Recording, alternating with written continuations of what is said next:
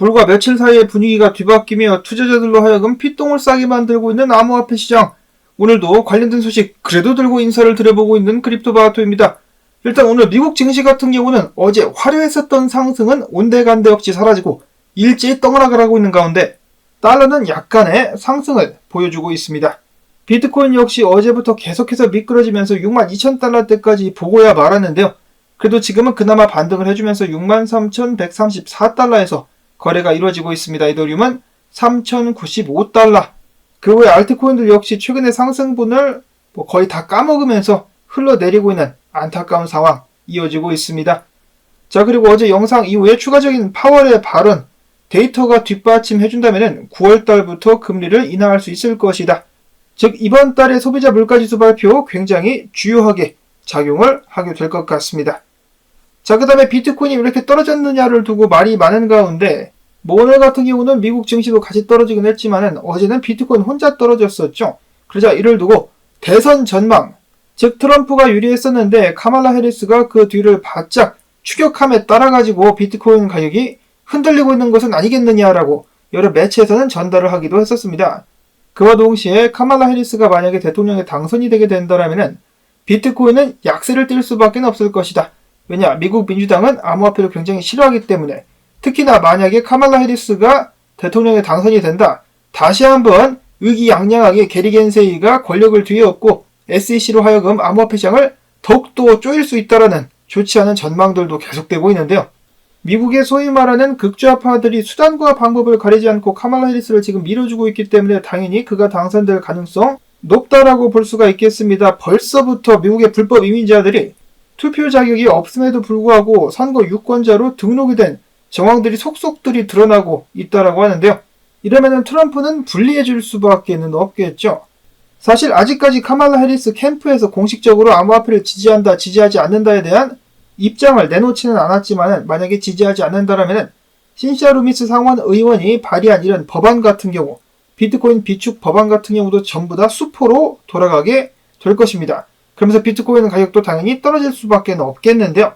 그럼에도 불구하고 떨어졌다가 비트코인은 더욱더 힘차게 도약할 가능성이 높다라고 저는 개인적으로 생각을 해보고 있는데, 왜냐? 카말라 해리스가 대통령이 된다라면 미국이 정말 더 빠른 속도로 기울 것이다라고 생각을 해보고 있는데요.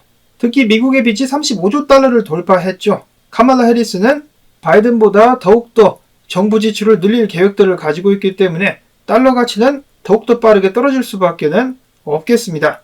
거기다가 전쟁에 참여하게 되면 빚이 급속도로 늘어나게 되죠. 이러한저러한 이유들 때문에 결국은 비트코인이 다시 한번 상승하게 될 계기가 또 마련되지 않겠느냐.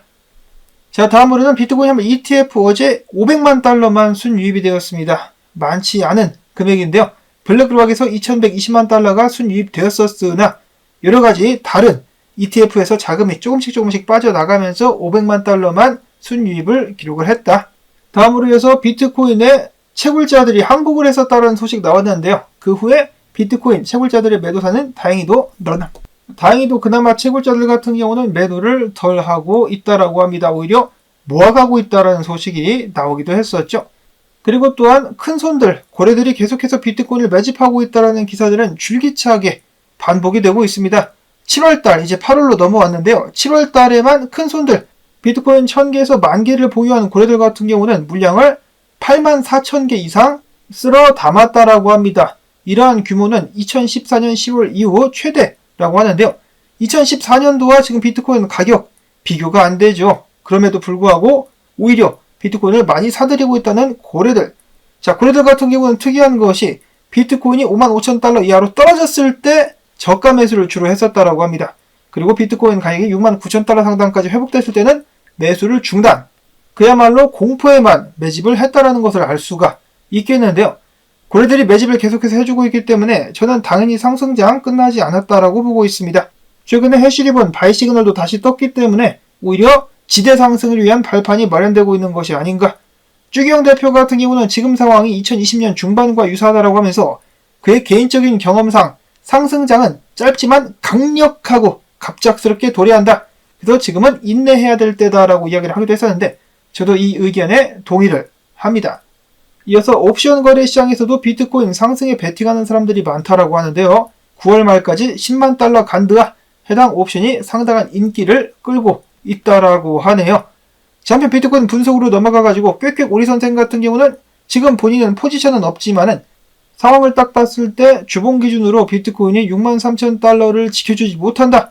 그러면은 52,000, 42,000까지 떡락하게 될 수 있다라고 경고를 했는데요. 그럼에도 불구하고 반등이 온다라면은 지금 자리다. 지금 자리가 반등이 굉장히 유력하다라고 이야기를 하기도 했었습니다. 자, 비트코인 과연 지금부터 유의미한 반등을 보여줄 수 있을 것인가? 트레이더 엑소 분석가 같은 경우는 바닥을 딱 짚어가지고 여기까지 오면은 내가 롱 칠 거야 라고 했는데 딱 그 자리까지 와가지고 롱을 치기 시작했다라고 합니다. 그가 주의를 기울여가지고 잡은 롱 포지션이기 때문에 지금부터 꼭 제대로 된 반등 나올 수 있기를 바라보고요. 이어서 닥터 프라핏 분석가는 뭘 쫄고 앉아있냐? 쫄 필요가 전혀 없다. 내가 3월 14일부터 이야기를 했어 안 했어? 3월 14일부터 내가 박스를 그려놓은 이 9월달까지는 가격 조작이 계속해서 이어지게 될 것인데 박스 하단에 내려올 때마다 그냥 무조건 사면 된다라고 이야기를 하면서 본인도 계속해서 무조건 사고 있는 모습 보여주고 있습니다. 지금 일어나고 있는 가격 변동 같은 경우는 개미 털기, 가격 조작이라는 것이고 결국은 떡상으로 이어지게 될 것이라는 것이 그의 예측인데요. 말 그대로 아직까지 한 번도 의견을 바꾼 적이 없습니다. 그리고 지금까지는 그의 예측이 맞아 떨어져 가고 있기 때문에 조만간에 비트코인이 강력한 상승 다시 한번 보여줄 수 있기를 기대를 해봅니다. 자, 그리고 다음으로는 기타 소식들 넘어가 보도록 하겠는데요. 앞에서 언급했었던 트레이더 엑소 분석가의 분석, 그가 뭐라고 했습니까? 며칠 전에 솔라나 저항 못 뚫었기 때문에 160달러 선까지 다시 하락할 수가 있겠다. 솔라나 현물 들고 가는데 이 자리부터 해지로다가 슛 때리고 160달러 선까지 내려오면은 현물을 더 사겠다라고 이야기를 했었는데 그의 예측이 이번에 다시 한번 정확하게 맞아 떨어지고 있습니다. 지금부터 솔라나도 마찬가지로 비트코인과 함께 반등해줄 수 있으면 좋겠고, 다음으로는 페페를 노리시는 분들이 있다면 엘리지 분석가 같은 경우는 페페가 이런 식으로다가 약간 반등할 수 있겠지만은 추가적인 하락 후에 그 다음에 지대로 된 상승 및 반등을 이어갈 수 있을 것이다 라고 하니까 참고를 해주실 수 있기를 바라고, 그리고 또한 페페와 봉크가 좀 비슷한 모습이다. 한 번 더 하락해가지고 주요 지지선을 때린 다음에 반등이 나올 수 있을 것이다라는 크립토 체이스 분석가의 분석 또한 있었습니다. 그리고 이더리움 현물 ETF 같은 경우는 다시 어제 7,721만 달러 순유출을 기록을 했습니다.